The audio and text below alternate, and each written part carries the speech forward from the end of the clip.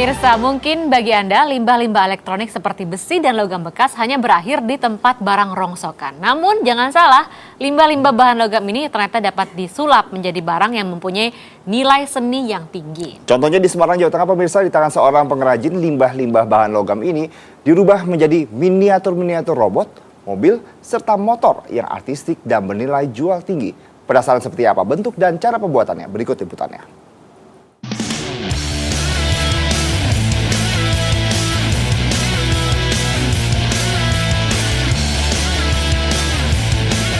Lewat sentuhan tangan kreatif Indarianto, limbah logam yang tidak terpakai ini mampu disulap menjadi suatu karya yang artistik.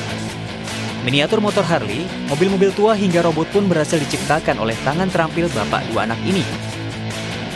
Bertempat di rumahnya di Jalan Anjas Moro Tengah, Semarang, Jawa Tengah, kerajinan merangkai limbah-limbah logam ini dikembangkan sejak tahun 2009 lalu.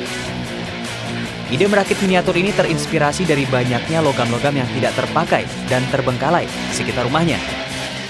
Saat itu kemudian saya berpikir dengan bahan seperti ini, apa bisa tak buat bentuk sesuatu yang unik. Kemudian saya tempel-tempel pakai lem, saya ada lakar saya tempel, dan saya lihat membentuk sebuah mobil. Kemudian saat itu saya kembangkan. Saya mencari bahan-bahan yang lain, limbah-limbah yang lain. Untuk membuat miniatur-miniatur unik ini, Indarianto rajin berburu bahan-bahan dasar di pasar loak atau di pengepul barang rongsok. Berbekal uang Rp300.000, 1 kilo bangkai elektronik dan logam-logam bekas bisa dibawa pulang dan siap dirakit.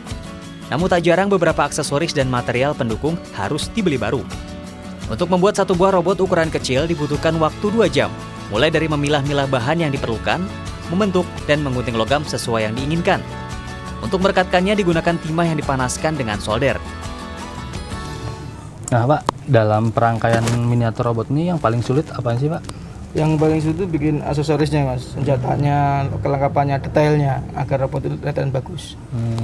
Dan miniatur robot ini juga aksesorisnya dilengkapi dengan magnet agar dapat menempel di berbagai sisinya. Untuk menghindari munculnya karat yang menempel di besi atau logam, miniatur yang sudah jadi kemudian disemprot dengan pernis. Dalam proses perangkaian ini dibutuhkan imajinasi yang kuat, ketelitian serta kesabaran demi menghasilkan bentuk yang menyerupai aslinya. Tak heran karya bapak yang juga berprofesi sebagai guru ngaji ini dijual dengan harga yang tinggi. Satu robot kecil dibanderol dengan harga Rp100.000. Sedangkan untuk koleksi miniatur mobil-mobil tua dibanderol dengan harga Rp300 hingga Rp400.000. Ini benar-benar handmade satu. Benar-benar dibuat dengan tangan-tangan terampil. Tidak bisa asal orang membuat pasti jadi, tidak bisa. Satu itu. Kedua, tidak banyak terdapat di toko-toko. Karena ini bukan produk cetakan, bukan. Tapi benar-benar kita rangkai dengan perasaan, dengan imajinasi, terus bisa terbentuk. Jadi, orang yang memiliki produk ini tidak akan sama lagi untuk yang selanjutnya. Miniatur kreasinya tidak hanya menjadi pajangan. Dengan sedikit inovasi, miniatur robot bisa menyala dengan menaruh instalasi lampu di dalamnya. Selain itu juga ada replika serangga yang berfungsi sebagai lampu hias. Di depan teras rumahnya yang sederhana, Indarianto juga membuka pelatihan bagi anak-anak atau siapa saja yang ingin belajar serius membuat kerajinan miniatur limbah logam. Saat ini saya masih mengajar untuk mungkin anak-anak putus sekolah atau anak-anak yang mau belajar, kemudian saya beri pengetahuan tentang bahan seperti ini. Intinya saya mengenalkan dulu, setelah benar-benar bisa diterima di masyarakat, baru saya kembangkan menjadi suatu produk untuk mungkin bisa home industry seperti itu. Nanti kalau seumpamanya nanti tidak ada pekerjaan, mungkin kita dengan kayak gini bisa bekerja dengan kayak gini atau menjual atau gimana kan gitu. Untuk memasarkan produknya, media online masih menjadi andalannya untuk menjangkau konsumen yang berada di luar daerah. Bahkan melalui blog buatannya, pasar kerajinan seni di Yogyakarta dan Bali berhasil didapatkan. Selain itu, seniman miniatur ini juga aktif di ajang pameran-pameran industri kreatif atau pameran UMKM yang diadakan oleh dinas setempat. Namun kesempatan untuk mengembangkan usaha kecil melalui pameran ternyata sering menemui kendala. Beberapa oknum penyelenggara pameran memungut biaya sewa stand pameran yang seharusnya bisa didapatkan dengan gratis. Kalau dari pemerintahnya mungkin ada program untuk UKM, pendampingan selama pameran semuanya free. Tapi pada kenyataannya terjadi ada oknum-oknum yang menjual setan itu sendiri. Sehingga kita yang modal kecil, yang seharusnya produknya unik, yang dikenal, bahkan mungkin membawa daya tarik, itu tidak bisa berkembang.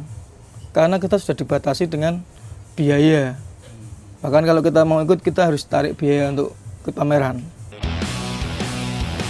Dengan modal yang masih minim dan pemasaran yang masih terbatas, Indaryanto tidak putus asa. Indaryanto berharap miniatur buatannya bisa diminati banyak orang dan bisa menjadi usaha kecil menengah yang mampu menyerap tenaga kreatif lainnya. Selain menciptakan karya-karya seni yang indah dan mempunyai nilai jual yang tinggi, keberadaan UKM kecil seperti ini seharusnya memang patut mendapatkan dukungan penuh dari pemerintah setempat guna mengembangkan perekonomian masyarakat kecil dan menengah. Eka Ahmad, Semarang, Jawa Tengah.